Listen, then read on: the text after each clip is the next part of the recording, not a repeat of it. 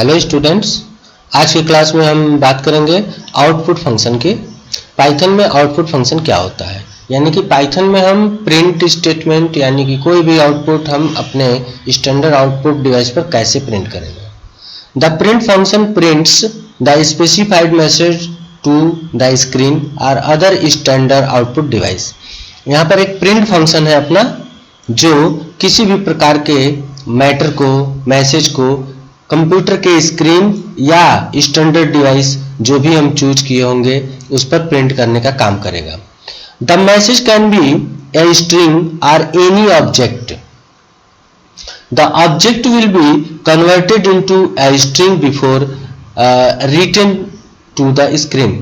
Students, ये point आप ध्यान में रखना कि जब भी हम प्रिंट करने जाते हैं तो कोई भी मैसेज हो, चाहे वो स्ट्रिंग हो या किसी भी प्रकार का कोई भी ऑब्जेक्ट हो, तो स्क्रीन पर प्रिंट करने से पहले यानी कि आउटपुट डिवाइस पर सेंड करने से पहले हमारा प्रिंट फंक्शन इसको स्ट्रिंग में कन्वर्ट कर देता है। प्रिंट फंक्शन का ऑब्जेक्ट सिंटैक्स अगर हम देखेंगे तो print OBJ comma square bracket में SEP इक्वल टू स्पेस और angle bracket separator string angle bracket end equal to एक कैरेक्टर न्यू लाइन का या इंड स्ट्रिंग।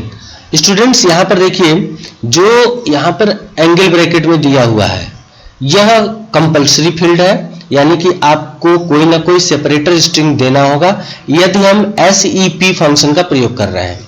यहाँ पर ये आपका ऑब्जेक्ट होगा, जो ऑब्जेक्ट आप प्रिंट करना चाह रहे हैं।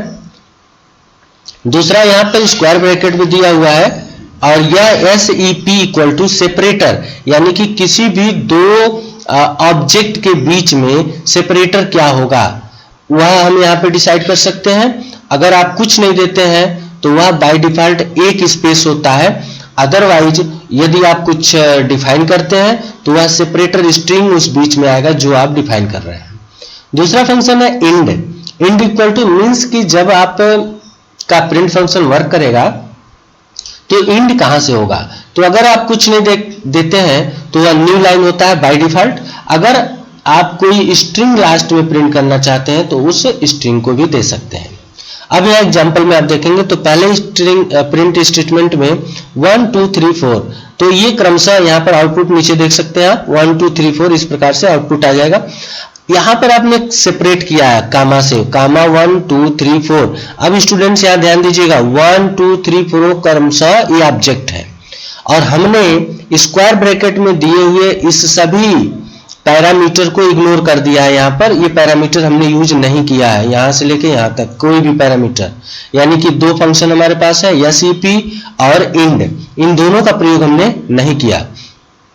तो जैसा कि बताया था कि SEP अगर आप नहीं डिसाइड करते तो एक स्पेस देता है, तो जैसे ही आपने यहाँ लिखा है 1 2 3 4, तो यहाँ पर 1 और 2 के बीच में, 2 और 3 के बीच में, सबके बीच में एक एक स्पेस ऑटोमेटिकली प्लेस हो जाएगा।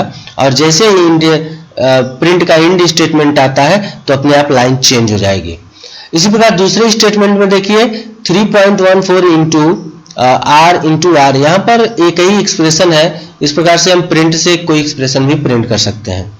तीसरे स्टेटमेंट में आप यहाँ पर कामा सेपरेटेड वैल्यूज दिए हुए हैं, जैसे सम ऑफ एक स्ट्रिंग है, 2 एक न्यूमेरिक वैल्यू है, इन दोनों के बीच में कामा लगा हुआ है, फिर एक स्ट्रिंग है, फिर न्यूमेरिक वैल्यू, फिर स्ट्रिंग है, फिर 4 है। जब आप इसका रिजल्ट देखने जाएंगे तो लिख के आएगा सम ऑफ 2 + 2 इक्वल टू 4, और इन सब के बीच में एक एक स्पेस ऑटोमेटिकली प्लेस हो जाता है।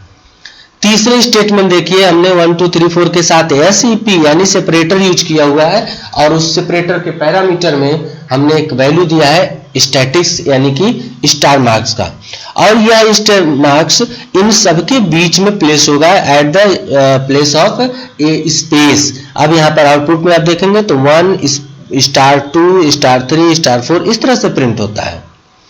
और चौथे लास्ट स्टेटमेंट देखिए, हमने दोनों यूज किया हुआ है SEP एंड इंड। वैल्यू है 1 2 3 4 और SEP यानी सेपरेटर अपना होगा हैज और इंड होगा एम्परसेंड से। तो इसमें देखिए 1 हैज 2 हैज 3 और लास्ट में ये पैरामीटर ये एम्परसेंड प्लेस हो जाएगा जो इन देन print statement has following features. Print statement के कुछ फीचर्स होते हैं, उनको देखिए। Auto converts the items numeric expression values etc to string before printing.